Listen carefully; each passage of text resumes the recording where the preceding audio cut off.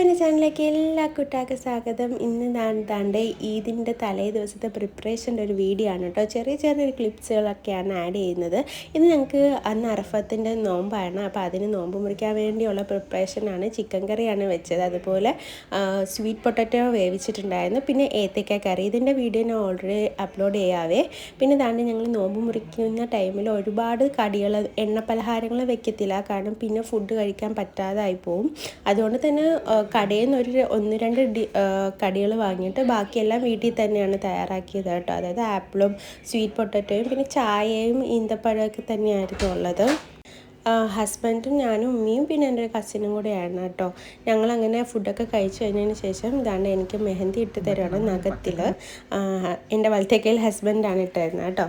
പിന്നെ ഇതാണ് ഞങ്ങൾ ലുലുവിൽ ഗ്രോസറി മേടിക്കാൻ വേണ്ടിയിട്ട് പോവുകയാണ്. അതായത് പിറ്റേന്ന് പെരുന്നാളല്ലേ, അപ്പോൾ പെരുന്നാളിനുള്ള ബിരിയാണിയൊക്കെ വാങ്ങാൻ വേണ്ടിയിട്ടുള്ള ഗ്രോസറി വാങ്ങാൻ വേണ്ടിയിട്ട് ഞങ്ങൾ തൊട്ടടുത്തുള്ള ലുലുവിൽ തന്നെയാണ് പോകുന്നത്. പക്ഷേ അവിടെയെന്ന് വെച്ചാൽ ഞങ്ങൾ കുറച്ച് മുന്നേ പോയി മേടിക്കണമായിരുന്നു. ഇതിപ്പോൾ ഭയങ്കര തിരക്കായി പോയി, പെരുന്നാളിൻ്റെ രാവിലെ കൂടിയാണ്. അപ്പം പിന്നെ നല്ല തിരക്കുണ്ടായിരുന്നു അത്യാവശ്യം. പിന്നെ ഈസി ആക്സസ് ആയതുകൊണ്ട് തൊട്ടടുത്ത് തന്നെ നമ്മൾക്ക് എന്താണോ വാങ്ങേണ്ടത് അത് കിടക്കുകയാണെന്നുണ്ടെങ്കിൽ നമ്മൾ ഭയങ്കര ലേറ്റായിട്ടായിരിക്കും പോകുന്നത്. അടുത്തല്ലേ പിന്നെ പോകാമെന്ന് വെച്ചിട്ട് സമയം ഭയങ്കര വൈകിട്ടായിരിക്കും നമ്മൾ പോകുന്നത്.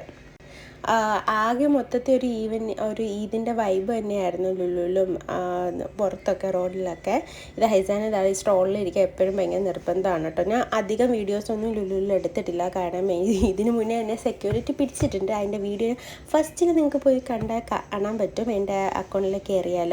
അതുകൊണ്ട് ഞാൻ അധികം ക്ലിപ്സൊന്നും എടുത്തില്ല. പിന്നെ ഞങ്ങളെല്ലാം ബില്ലടിച്ചിട്ട് ഇറങ്ങി. ഇതിപ്പോൾ ഏകദേശം മണി 11:45 ആയപ്പോഴാണ് ഞാൻ എൻ്റെ കയ്യിൽ മെഹന്തി ഇടാൻ വേണ്ടിയിട്ട് ഇരിക്കുന്നത്. എന്നും ഇതാണ്, അതായത് എല്ലാ ഈദിൻ്റെയും തലേ ദിവസം എത്ര പാതിരാത്രി ആയാലും ഞാൻ മൈലാഞ്ചി ഇട്ടിട്ടേ കിടക്കത്തുള്ളൂ.